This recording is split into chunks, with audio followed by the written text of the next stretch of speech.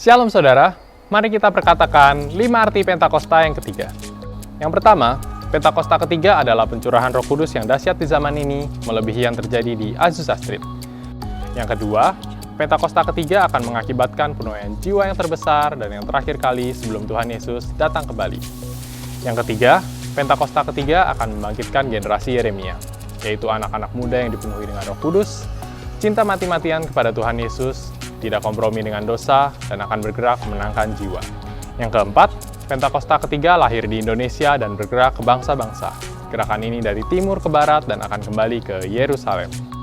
Dan yang terakhir, Pentakosta ketiga akan memberikan kuasa untuk menyelesaikan amanat agung, dan setelah itu Tuhan Yesus datang kembali.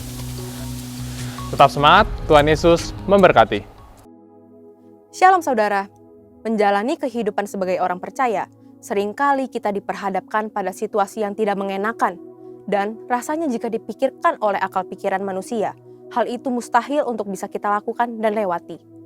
Walaupun kita sudah menaati firman Tuhan, mendengarkan suara Tuhan, tapi terkadang kita masih mempertanyakan, apakah mungkin Tuhan tolong saya? Saya sudah taat, tapi kok saya belum melihat jawaban Tuhan? Pada Voice of Pentecost kali ini, kita akan belajar mengenai ketaatan di tengah kemustahilan. Kita akan belajar dari dua tokoh Alkitab yang diperhadapkan pada situasi yang sulit, kemudian mereka mendengar perintah Tuhan yang tidak masuk akal. Namun, mereka tetap taat akan suara Tuhan dan justru mereka mengalami kemenangan demi kemenangan. Yang pertama ialah Ishak. Dalam Kejadian 26 ayat 1-6, pada saat itu Ishak menghadapi bencana kelaparan di negerinya. Awalnya, Ishak berencana untuk mengikuti Abraham ayahnya untuk mengungsi ke Mesir. Tetapi, Tuhan menampakkan diri dan berfirman pada Ishak untuk tidak pergi dan tetap berdiam di negeri yang Tuhan suruh. Lalu apa yang Ishak lakukan? Ishak memilih untuk taat akan suara Tuhan. Walaupun secara logika manusia, Ishak memikirkan bagaimana mungkin bisa survive dengan tetap tinggal di negeri yang sedang dilanda bencana kelaparan. Bagaimana caranya Ishak dan keluarganya bisa bertahan hidup? Tetapi karena Ishak menaati suara Tuhan, Tuhan menyertai dan memberkati Ishak. Bahkan dikatakan Ishak menjadi kaya, bahkan kian lama kian kaya, sehingga ia menjadi sangat kaya. Yang kedua, kita lihat Paulus. Dalam Kisah Para Rasul 16, tercatat 2 kali Tuhan mengalihkan pelayanan Paulus dan rekan-rekannya. Paulus bermaksud untuk memberitakan Injil ke daerah-daerah baru sesuai dengan panggilannya, yaitu kepada bangsa-bangsa non-Yahudi. Kok Tuhan menghalangi orang yang mau memberitakan Injil ya? Tentu tidak. Tuhan tidak menghalangi orang yang mau memberitakan Injil. Tuhan memiliki rencana lain yang lebih baik bagi Paulus dan rekan-rekannya. Melalui penglihatan seorang Makedonia, Tuhan menuntun Paulus untuk mengabarkan Injil ke daerah-daerah Makedonia. Paulus mengikuti tuntunan Tuhan itu, lalu bersama rekan-rekannya, Paulus mendirikan gereja-gereja di daerah Makedonia. Ishak dan Paulus mempunyai pilihan untuk tidak menaati suara Tuhan, karena sepertinya tuntunan Tuhan itu tidak masuk akal. Namun, mereka memilih untuk tetap taat mendengar suara Tuhan, walaupun mereka tidak mengerti apa yang Tuhan sedang rencanakan bagi mereka. Begitu pula dengan setiap kita. Terkadang dalam kondisi sulit, Tuhan menuntun kita untuk melakukan hal-hal yang justru tidak masuk akal. Kita pun diperhadapkan pada pilihan untuk tetap taat mendengar suara Tuhan atau tidak. Bagaimana supaya kita bisa mendengar dan taat mengikuti suara Tuhan? Ada 3 hal yang dapat kita lakukan. Pertama, intim dengan Tuhan. Dalam Mazmur 25 ayat 14 dituliskan, Tuhan bergaul karib dengan orang yang takut akan Dia, dan perjanjiannya diberitahukannya kepada mereka. Untuk dapat bergaul dengan seseorang saja, kita harus sering bertemu dan berkomunikasi dengannya, bukan? Demikian juga jika kita ingin bergaul dengan Tuhan. Kita harus meluangkan waktu, memelihara hubungan dan komunikasi dengan Tuhan setiap hari. Dengan itulah kita bisa lebih mengenal dan menaati suara Tuhan. Kedua, pertajam kepekaan rohani kita. Sebagai orang percaya, inilah tanggung jawab kita untuk melatih pendengaran kita dalam mendengarkan suara Tuhan. Melalui doa, pujian, penyembahan, dan merenungkan firman itu siang dan malam, kita melatih kepekaan rohani kita. Dan yang terakhir, kita harus memikul salib. Barang siapa tidak memikul salibnya dan mengikut aku, ia tidak layak bagiku. Memikul salib berarti kita harus taat kepada suara Tuhan, sekalipun sulit.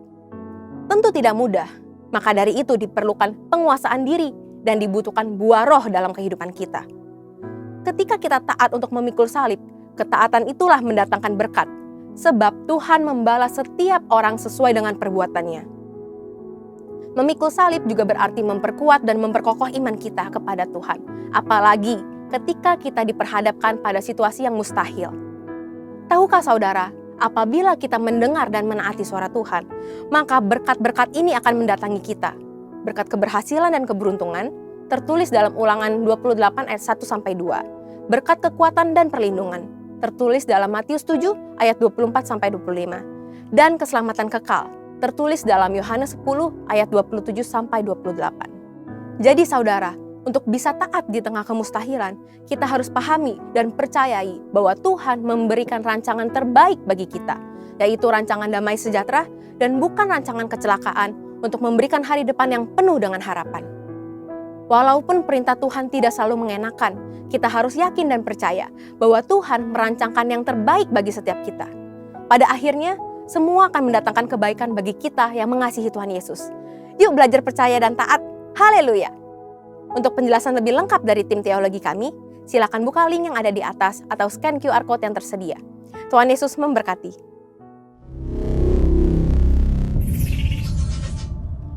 Puji Tuhan, kita bersyukur karena kembali Tuhan boleh mempercayakan semua kita boleh ada lagi di tempat ini. Untuk kita boleh lagi sama-sama datang di hadirat Tuhan, memuji Tuhan, menyembah Tuhan, dan bersyukurlah kepada Tuhan. Karena kebaikan Tuhan sungguh terjadi terus dalam hidup kita dan itu sempurna. Dan hari ini kita boleh lagi ada bersekutu bersama dengan Tuhan. Mari Bapak Ibu sekalian, saya mengundang untuk kita boleh bangkit berdiri bersama-sama. Kita akan membaca dari firman Tuhan dalam Mazmur 91. Demikian firman Tuhan. Dalam lindungan Allah. Orang yang duduk dalam lindungan yang maha tinggi dan bermalam dalam naungan yang maha kuasa akan berkata kepada Tuhan, tempat perlindunganku dan kubu pertahananku, Allahku yang kupercayai. Sungguh dialah yang akan melepaskan engkau dari jerat penangkap burung, dari penyakit sampar yang busuk. Dengan kepaknya ia akan menudungi engkau, di bawah sayapnya engkau akan berlindung. Kesetiaannya ialah perisai dan pagar tembok. Engkau tak usah takut terhadap kedahsyatan malam, terhadap panah yang terbang di waktu siang, terhadap penyakit sampar yang berjalan di dalam gelap, terhadap penyakit menular yang mengamuk di waktu petang. Walau 1000 orang rebah di sisimu dan 10.000 di sebelah kananmu, tetapi itu tidak akan menimpamu. Engkau hanya menontonnya dengan matamu sendiri dan melihat pembalasan terhadap orang-orang fasik. Sebab Tuhan ialah tempat perlindunganmu, yang maha tinggi telah kau buat tempat perteduhanmu. Malapetaka tidak akan menimpa kamu dan tulah tidak akan mendekat kepada kemahmu. Sebab malaikat-malaikatnya akan diperintahkannya kepadamu untuk menjaga engkau di segala jalanmu. Mereka akan menantang engkau di atas tangannya, supaya kakimu jangan terantuk kepada batu. Singa dan ular tedung akan kau langkahi. Engkau akan menginjak anak singa dan ular naga. Sungguh hatinya melekat kepadaku, maka aku akan meluputkannya. Aku akan membentenginya, sebab ia mengenal namaku. Bila ia berseru kepadaku, aku akan menjawab. Aku akan menyertai dia dalam kesesakan. Aku akan meluputkannya dan memuliakannya. Dengan panjang umur akan kukenyangkan dia, dan akan kuperlihatkan kepadanya keselamatan daripadaku.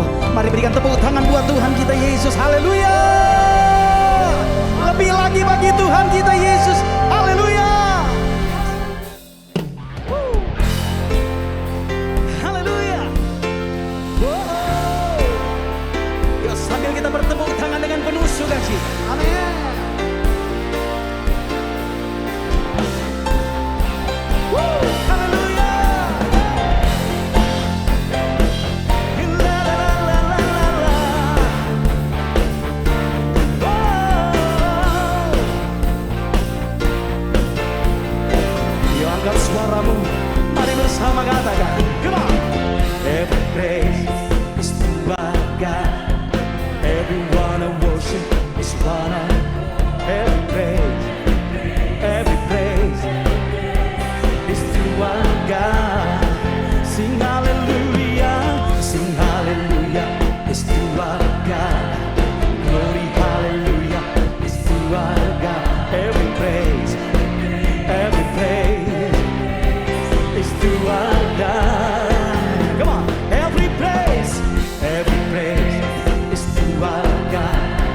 Everyone I worship is what I call. Every praise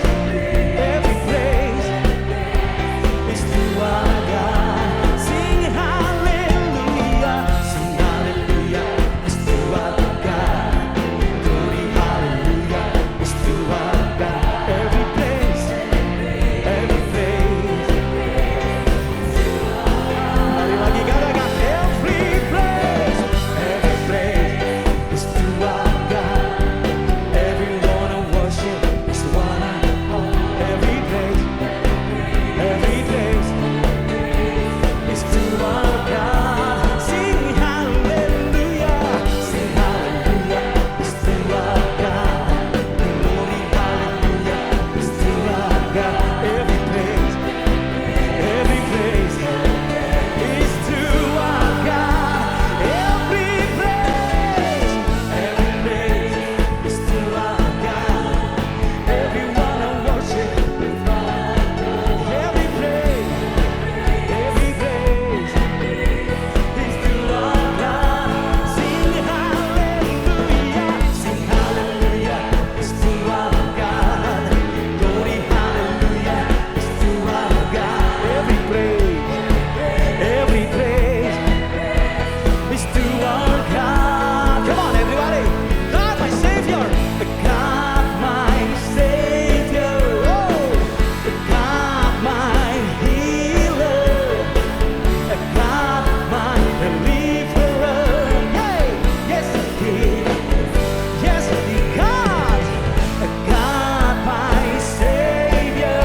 Oh, God, my healer.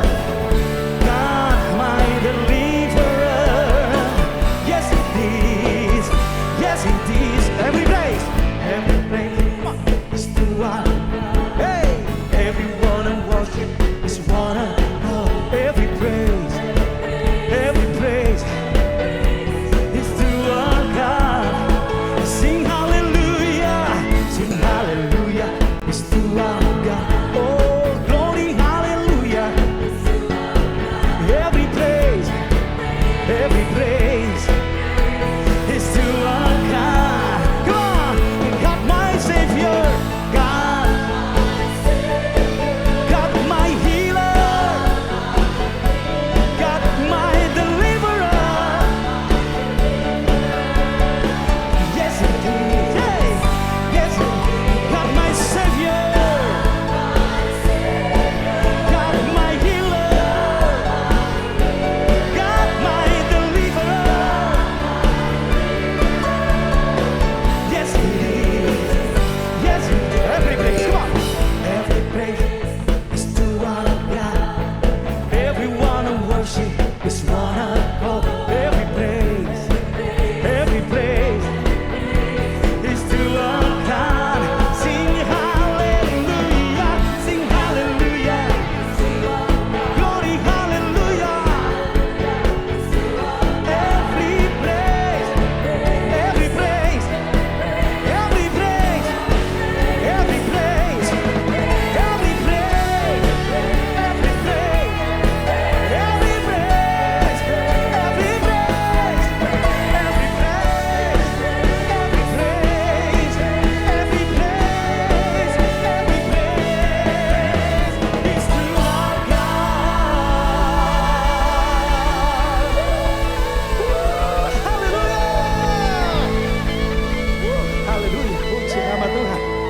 Saudara boleh bernyanyi seperti ini karena kita tahu bahwa kita punya Tuhan yang ajaib. Amin.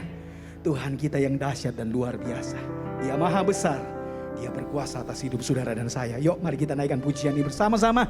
Lebih bersuka cita lagi bersama dengan Tuhan. Come on! Haleluya. Yuk lebih semangat lagi bagi Tuhan. Come on! Angkat suaramu bersama katakan. Tuhanku maha kuasa, Raja segala raja. Dia takkan tergoyahkan, dia takkan terkalahkan. Yuk angkat suaramu lebih baik lagi katakan. Semoga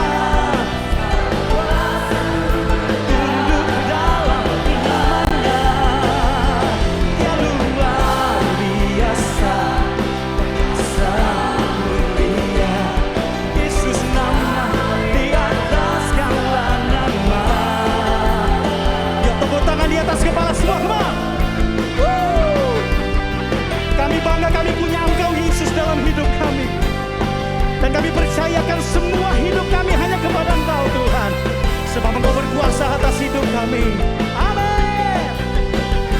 Haleluya. Semua jemaat Tuhan, angkat suaramu sama-sama katakan, serukan. Come on. Yesus Tuhan. Amin. Segala kuasa tunduk di dalam nama Yesus. Sebab Dia luar biasa, Dia luar perkasa. Oh, semuanya serukan, serukan namanya Yesus Tuhan Raja. Segala kuasa tunduk dalam namanya. Oh, Dia luar biasa, perkasa mulia. Yesus nama di atas segala nama. Katakan Yesus, Yesus nama di atas segala nama. Sekali lagi, Yesus nama di atas segala nama. Haleluya. Nama yang membebaskan kami, nama yang memulihkan kami, nama yang menyembuhkan kami. Yesus Kristus Tuhan namanya. Berikan sorak-sorai bagi Tuhan kita Yesus. Haleluya. Haleluya. Haleluya.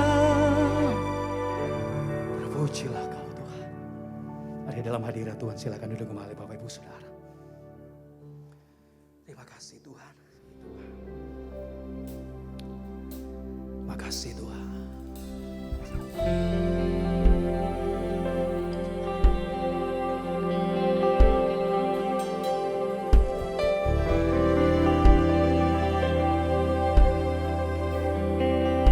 Kami bersyukur karena kami ada di tempat ini Tuhan. Kami bersyukur karena kami ada di bangsa kami ini Tuhan. Kami ada Tuhan sebagaimana kami ada. Dan kami tahu semua karena anugerah Tuhan. Ini pujian kami, ini syukur kami Tuhan. Kami naikkan hanya kepada Engkau Yesus Kristus Tuhan. Terima kasih Tuhan.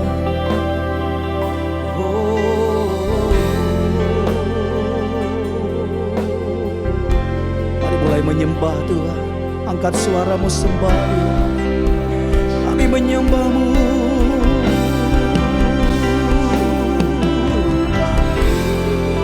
Di tempat ini kami mau menyatakan Engkau besar, Engkau ajaib, Engkau berkuasa atas hidup kami. Oh haleluya.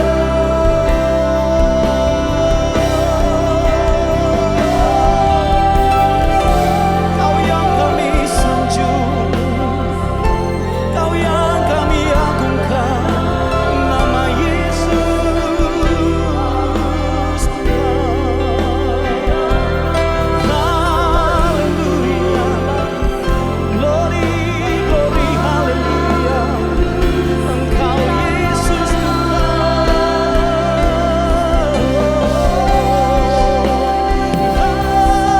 Haleluya. Terpuji namamu, terpuji namamu Yesus.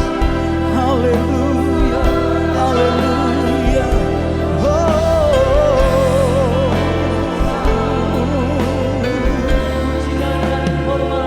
Terima kasih Tuhan.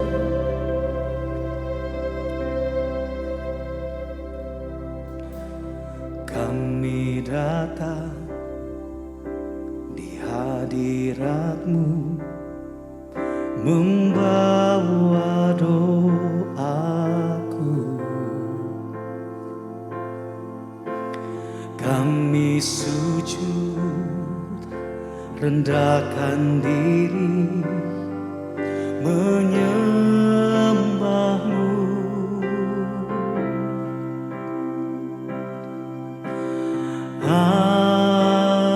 Ampunilah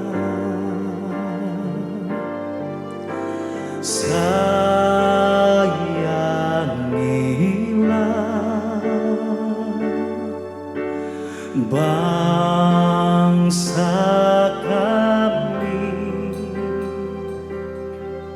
Ya Tuhan Allahku,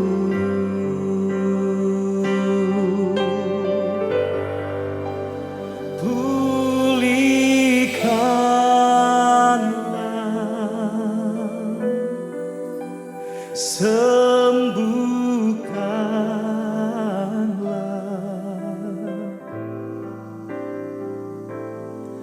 hati ini, hidup ini, pulihkanlah. Ini doaku untuk bangsaku.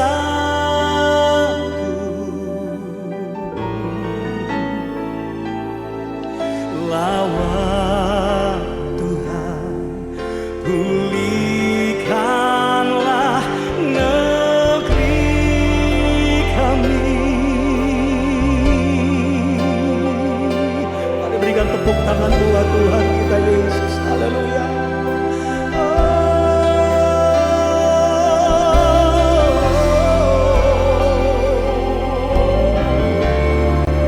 Ini syukur kami Tuhan. Mari sama-sama katakan pujian ini. Kami datang di hadirat-Mu, membawa doaku. Kami sujud, rendahkan diri, menyembah-Mu.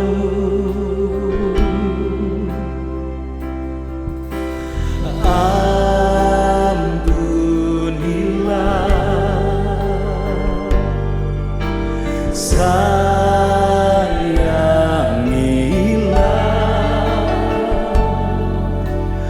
bangsa kami. Ya Tuhan Allahku,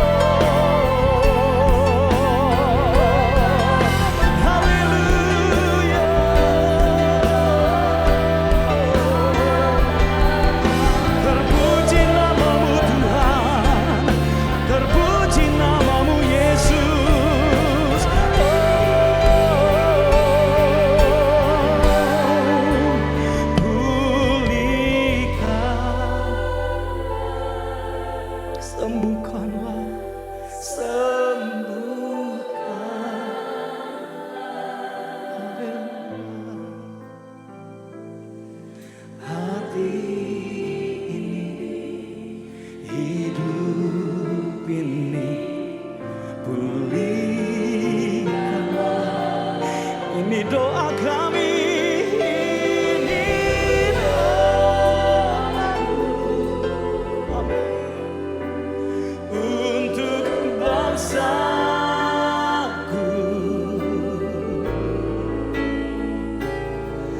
lawat Tuhan, pulihkanlah negeri kami. Mari jemaat Tuhan angkat suaramu, katakan,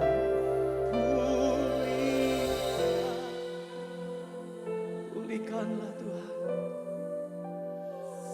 Sembuhkan bangsa kami Tuhan.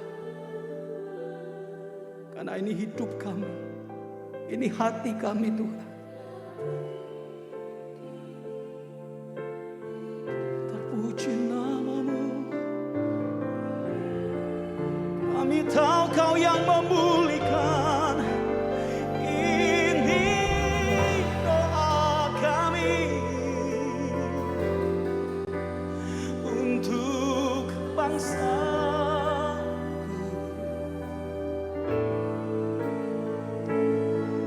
Lawat Tuhan, pulihkanlah negeri kami. Mari kita bangkit berdiri bersama-sama, katakan, pulihkan, pulihkanlah, pulihkanlah, sembuhkanlah hati ini, hidup ini, pulihkanlah. Oh, ini doaku untuk bangsaku. Lawatlah Tuhan, lawat Tuhan, pulihkanlah negeri. Mari sekali lagi, pulihkanlah, pulihkanlah, sembuhkanlah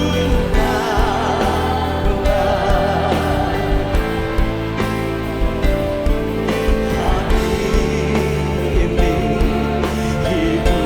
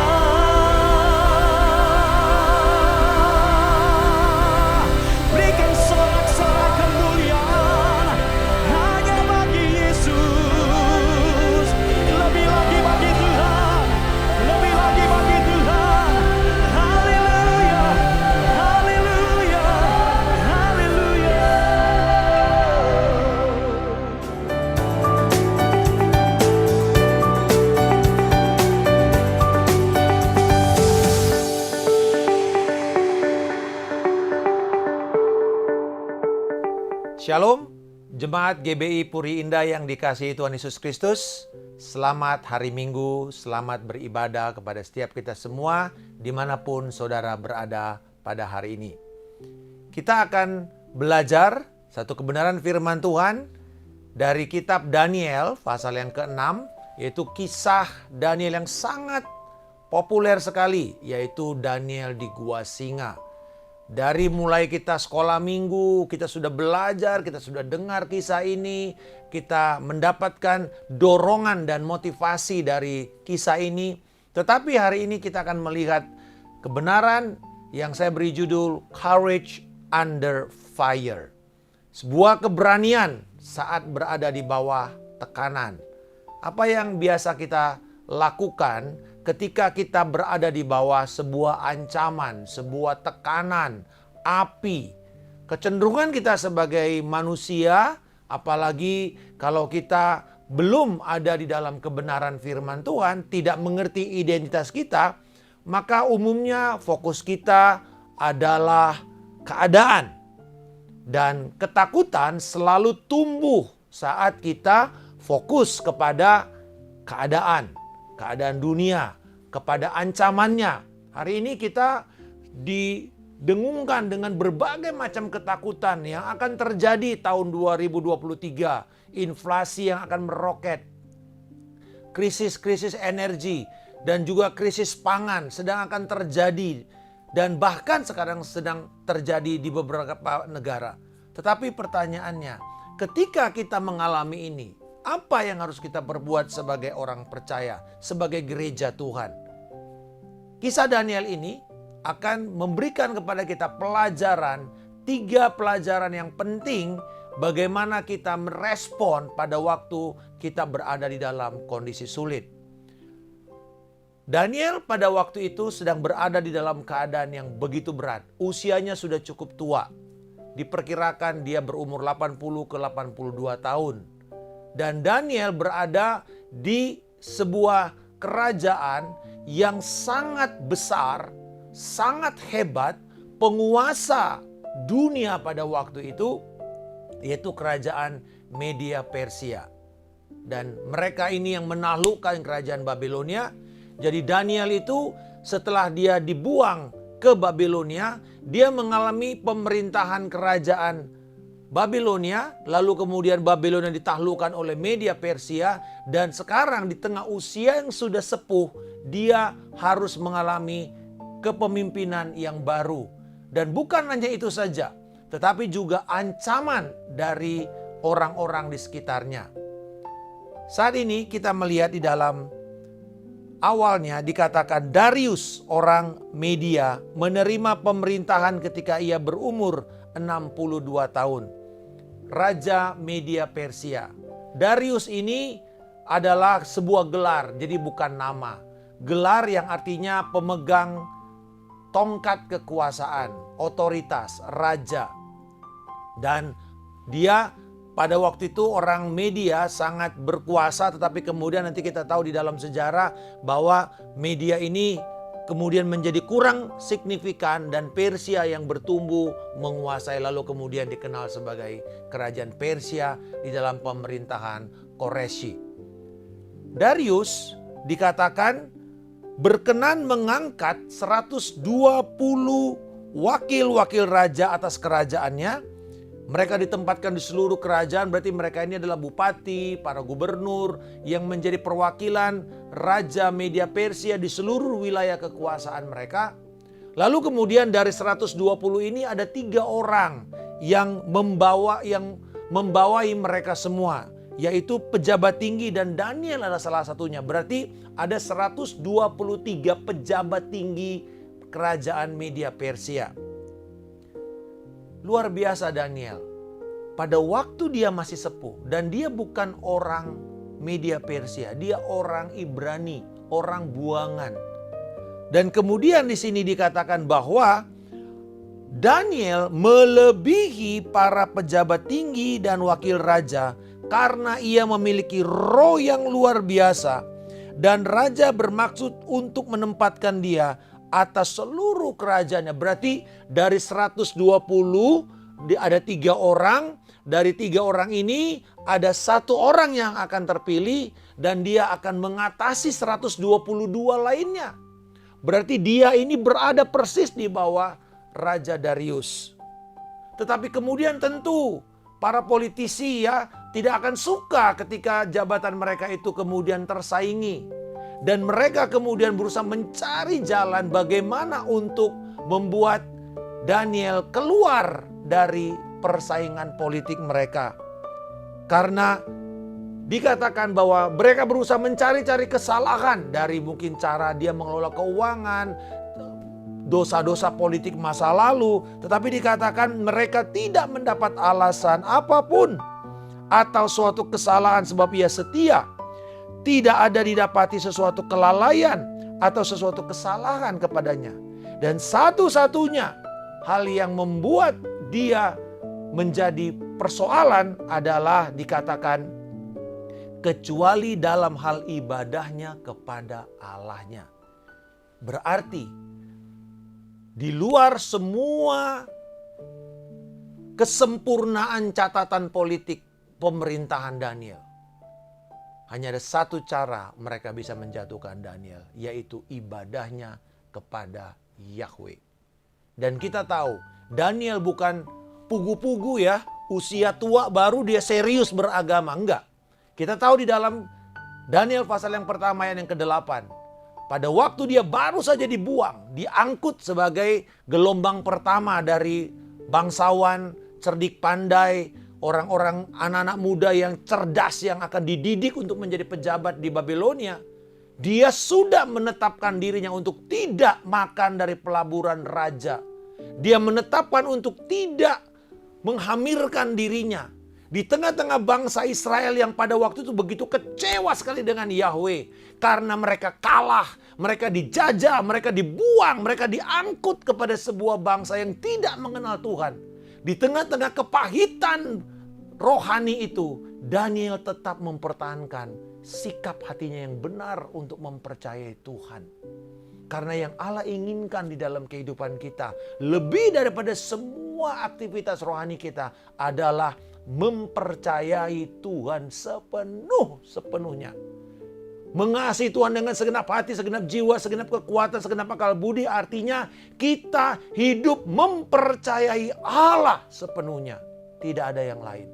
Itu prioritas kita. Dan itu ekspektasi Allah kepada kita semua. Mempercayai Dia sepenuhnya. Jadi Daniel sejak muda, mungkin sejak usia 13-14 tahun, sudah mengambil keputusan untuk hidup suci, takut sama Tuhan, menghormati Tuhan, mentaati Tuhan. Tetapi kemudian pada ujung daripada kehidupannya dikatakan bahwa ada orang yang menentang, mencari-cari kesalahannya. Dan akhirnya ibadahnya kepada Tuhanlah yang menjadi dasar dia didakwa. Lalu mereka yang 122 ini berusaha untuk membuat sebuah keputusan. Mereka membuat undang-undang. Dan undang-undang itu dengan cara mereka mencari perkenaan raja dengan datang dan mengatakan kekallah hidup raja. Dan raja senang. Lalu kemudian dikatakan apa yang harus saya lakukan? Oh, mereka sudah punya mufakat yang jahat. Dan kemudian mereka mengatakan buat sebuah undang-undang bahwa tidak ada yang boleh menyampaikan permohonan kepada yang lain kecuali kepada raja. Nggak boleh ada Allah lain yang kita berdoa kecuali kepada Raja Darius. Dan Darius karena begitu senang dia diangkat oleh 122 orang ini. Dia tanda tangan undang-undang itu. Dan langsung berlaku tetap. Barang siapa yang melawannya akan dibunuh. Dan dikatakan di sini dibuat sebuah perintah yang raja sendiri tidak bisa mengubahnya. Tidak dapat dicabut kembali. Wow, ini bahkan raja sendiri udah kadung mengatakan saya tanda tangan dan dia tidak bisa cabut. Dia tunduk juga kepada hukum itu. Ini hukum yang begitu tinggi. Dan pada waktu itu, demi didengar surat perintah larangan ini, Daniel datang dan dia naik ke tingkap rumahnya yang terbuka. Umumnya rumah-rumah di kerajaan Babilonia pada waktu itu menurut arkeologi adalah rumah tingkat 2, kotak-kotak begitu. Dan kemudian di atasnya itu ada sebuah atap yang terbuka, dan Daniel berdoa menurut ketetapan, yaitu berdoa mengarah kepada Yerusalem. Itu kiblatnya mereka. Dan dia berdoa ke arah Yerusalem. Dan orang-orang bisa lihat. Kelihatannya dari 122 orang ini, sudah ada orang yang diperintahkan untuk mengintai, mengamat-amati. Apakah Daniel melakukan sesuatu yang bertentangan dengan larangan undang-undang yang baru mereka terbitkan. Dan betul adanya. Orang itu mengatakan Daniel berdoa 3 kali sehari selama undang-undang itu dibuat. Saudara-saudara, kita belajar yang pertama di sini, bahwa ketaatan menghasilkan keberanian. Di dalam ayat yang ke-6 kita lihat bahwa Daniel hidup beribadah, taat kepada Allah. Ayat 11 dikatakan demi dia mendengar ancaman itu, justru dia bukan ketakutan dan menyembunyikan ibadahnya. Justru dia berdoa kepada Tuhan. Respon pertama dia bukan takut, bukan melihat kepada keadaan, bukan membicarakan ancaman. Tetapi dia datang kepada Tuhan. Dia memperlihatkan ketaatannya kepada Tuhan. Bahkan di ayat yang ke-12 dikatakan bahwa orang-orang itu bergegas melihat dan mendapati Daniel sedang berdoa dan bermohon kepada Allahnya. Wow. Dia tertangkap basah. Bukan sedang melakukan perzinahan. Bukan sedang melakukan sebuah penyuapan. Dia tidak mendapatkan dakwaan karena dia OTT, tangkap tangan, menyuap. Bukan. Tapi sedang berdoa. Sedang beribadah. Dan masalahnya ibadahnya ini menentang undang-undang. Padahal dia tidak bikin ribut. Dia tidak mengganggu sekelilingnya. Dia tidak teriak-teriak. Tetapi pada hari itu, orang memang mengincar jabatannya. Dan satu-satunya yang tidak bisa mereka serang selain daripada agamanya, ibadahnya.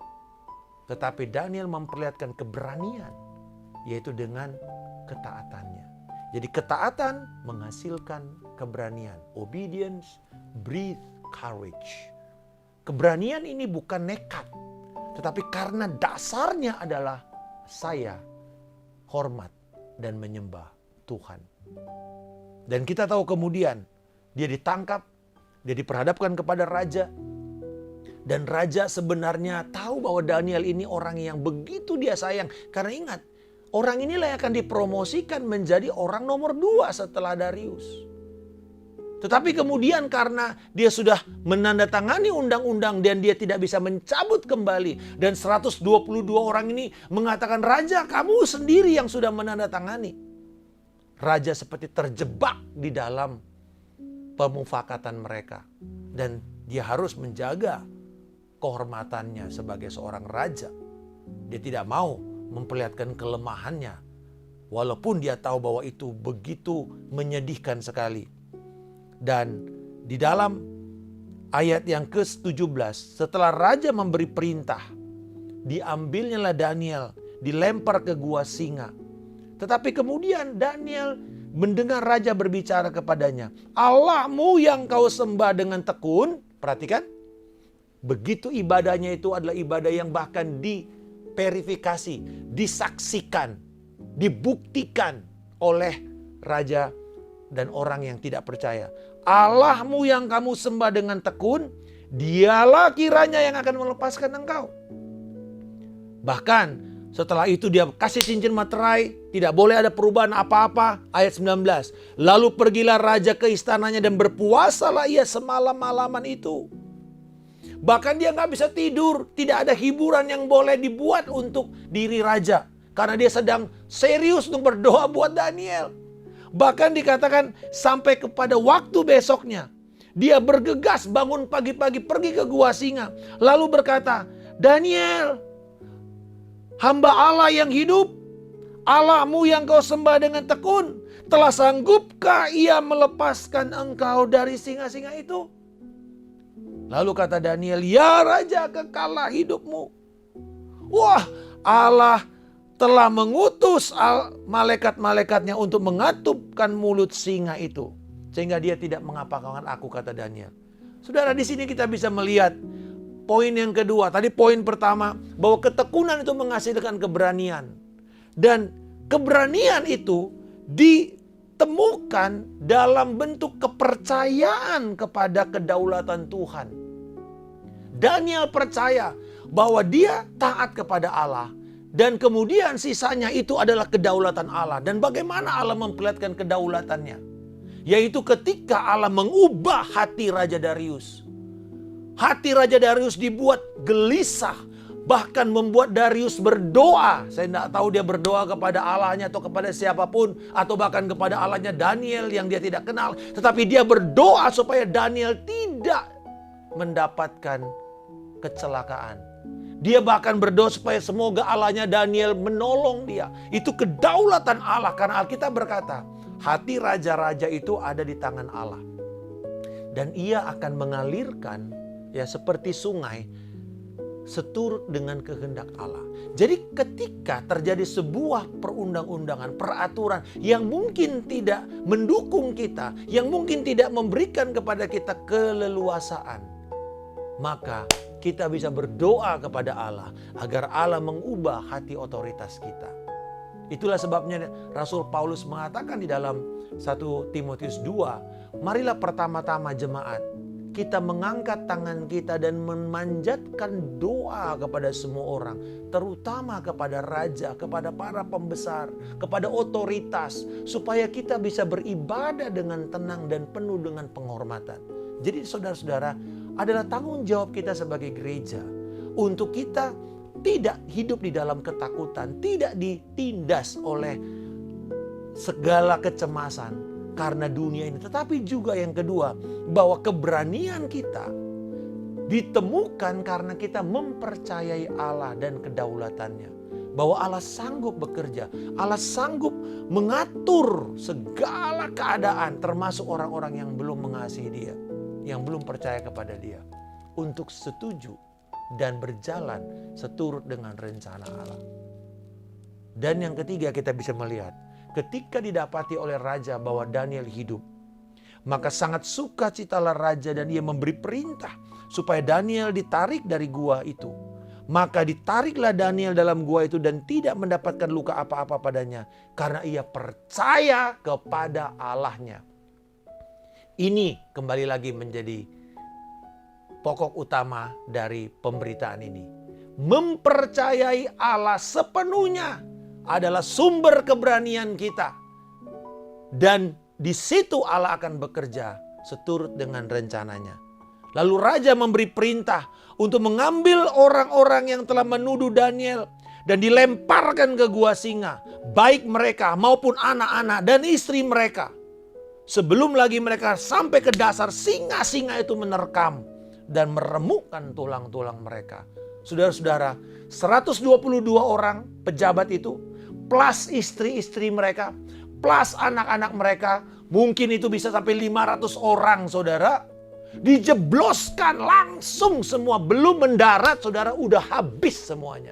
Karena berarti singa itu begitu lapar. Ini satu kawanan singa yang haus lapar.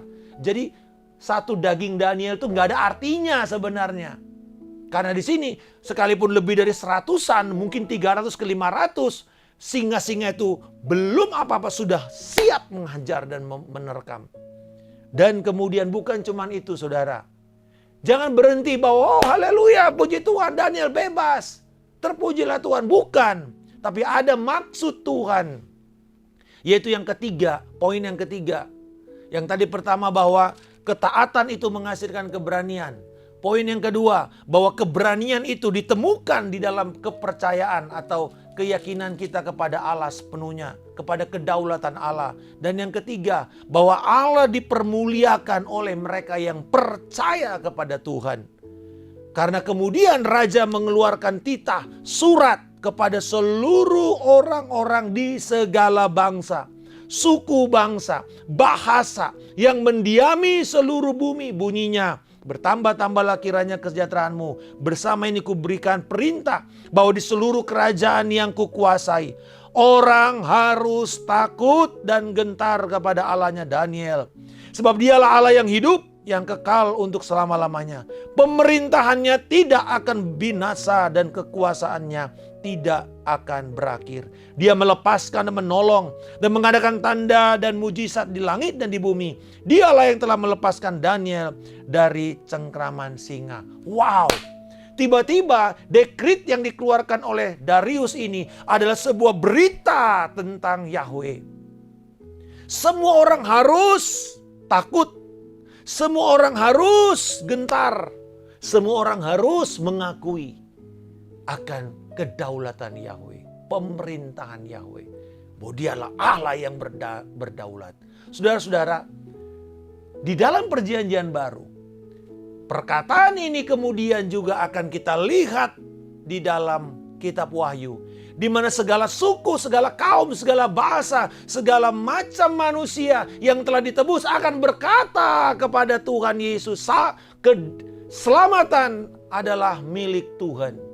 Oh saudara-saudara, ini menjadi gambaran akan pemerintahan kerajaan Allah dan kekuasaan kerajaan Allah yang akan terjadi karena orang-orang percaya yang berani melewati masa-masa sulit. Dan lebih dari itu, bukankah ini juga yang akan terjadi di dalam Filipi pasal yang kedua, bahwa segala lutut akan bertelut, segala lidah akan mengaku, apakah mereka mau percaya tidak percaya, pada akhirnya Yesus Kristus adalah Tuhan bagi kemuliaan Allah Bapa. Tujuan semua kita ini mengalami kesulitan, saudara-saudara sekalian, tujuan kita mengalami ancaman bahaya maut sekalipun, bukan untuk kita dibinasakan oleh Allah, tetapi menjadi kesempatan Allah pertama menguji kualitas iman kita, apakah kita taat. Kalau kita taat akan menghasilkan keberanian. Tapi kemudian keberanian yang ada ini akan menggerakkan Tuhan bekerja berdaulat dan kemudian namanya akan dipermuliakan. Saudara-saudara, kesulitan kita jadikanlah sebagai kesempatan untuk Allah dipermuliakan. Sehingga pada akhirnya nanti orang bisa mengatakan, kok bisa ya kamu melewati ini? Kok kamu begitu tenang? Kok kamu gak takut? Apa rahasianya? Lalu saudara jangan mengatakan, oh ya mungkin karena saya orang terpilih. Oh atau saya hoki lah ini. Aku juga gak tahu. Bukan saudara. Tapi kita bisa mengatakan, karena Yesus yang begitu mengasihi saya. Dia telah memberikan hidupnya. Dia menyelamatkan saya. Sekarang saya memiliki kehidupan Allah.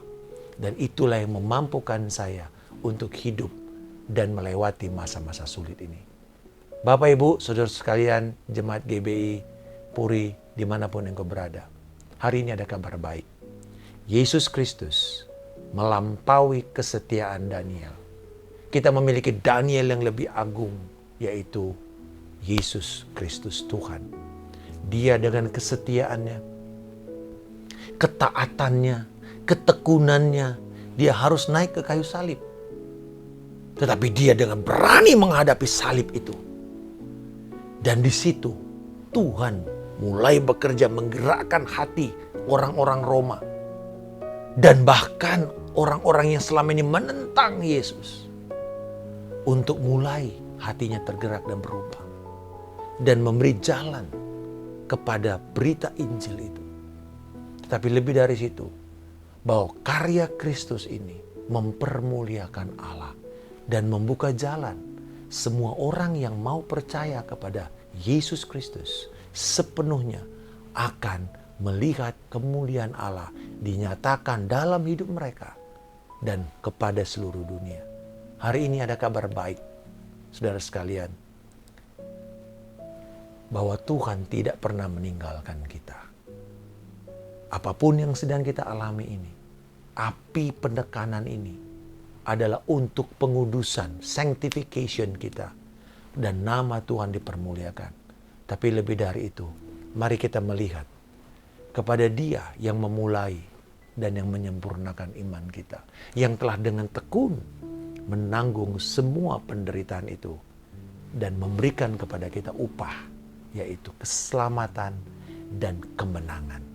Hari ini engkau bisa menerima kemenangan itu dan keberanian untuk engkau melewati masa sulit ini dan Allah Bapa dipermuliakan. Bapa di surga, kami bersyukur untuk kesempatan kami mendengar kebenaran firman-Mu ini. Bahwa kami dipanggil untuk menjadi orang yang berani di tengah-tengah ancaman, api, tekanan, kesulitan. Kami hidup dengan tekun dan taat, beribadah.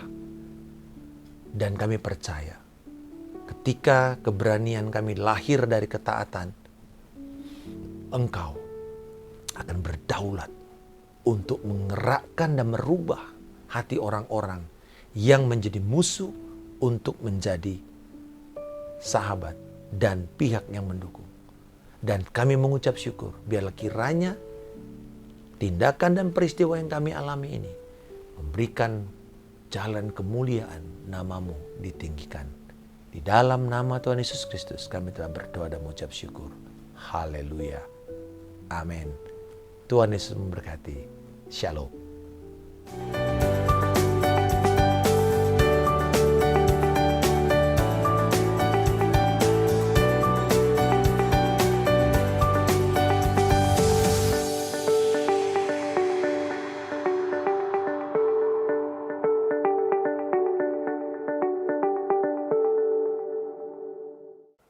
Shalom saudara sekalian, pada bulan September sampai Desember, kita akan mengadakan pendalaman Alkitab atau Bible Study sebanyak 8 kali mengenai kitab Yakobus.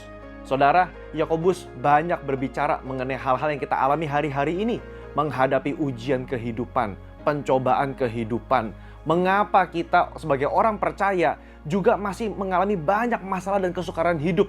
Disitulah kita mau belajar dari Yakobus bagaimana respon orang percaya menghadapi kesukaran hidup.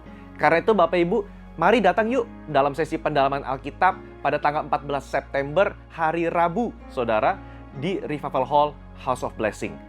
Sampai jumpa, Tuhan Yesus memberkati.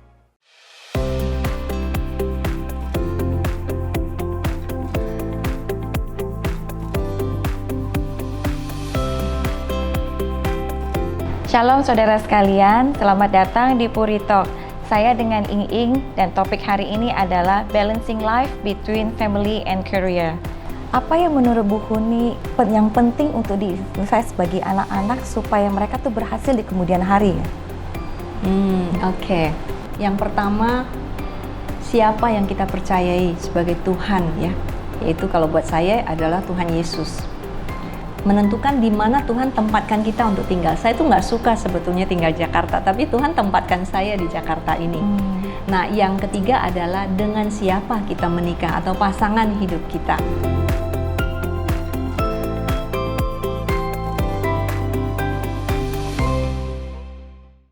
Hanya Engkau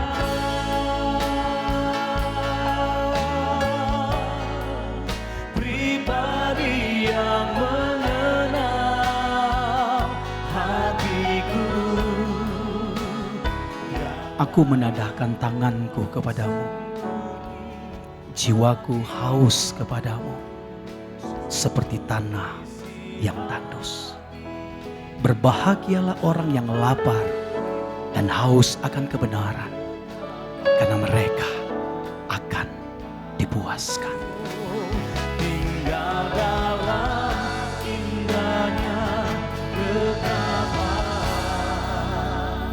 kasih-Mu.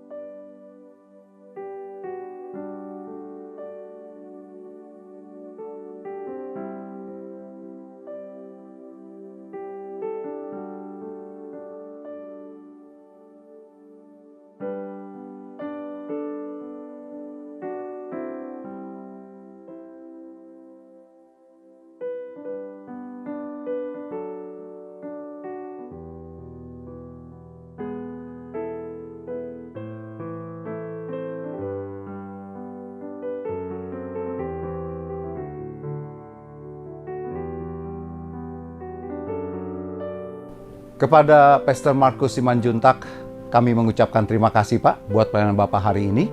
Menjadi berkat buat kita semua, nama Tuhan Yesus dipermuliakan. Salam buat keluarga di rumah dan juga jemaat yang Bapak pimpin. Mari Bapak Ibu sekalian, kita akan mengakhiri ibadah ini dengan doa berkat. Mari kita bangkit berdiri, kita buka hati dan angkat kedua tanganmu dan siapkan untuk terima berkat Tuhan. Bapa Surgawi, kami mengucap syukur buat hari ini, dan sekarang hamba memohon curahkanlah berkat-Mu, damai-Mu, sejahtera-Mu, kesembuhan, pemulihan, bahkan kasih setiamu yang besar buat setiap anak-anak-Mu yang telah hadir di dalam ibadah ini, dimanapun mereka berada. Sehingga apa saja yang mereka kerjakan jadi baik dan berhasil.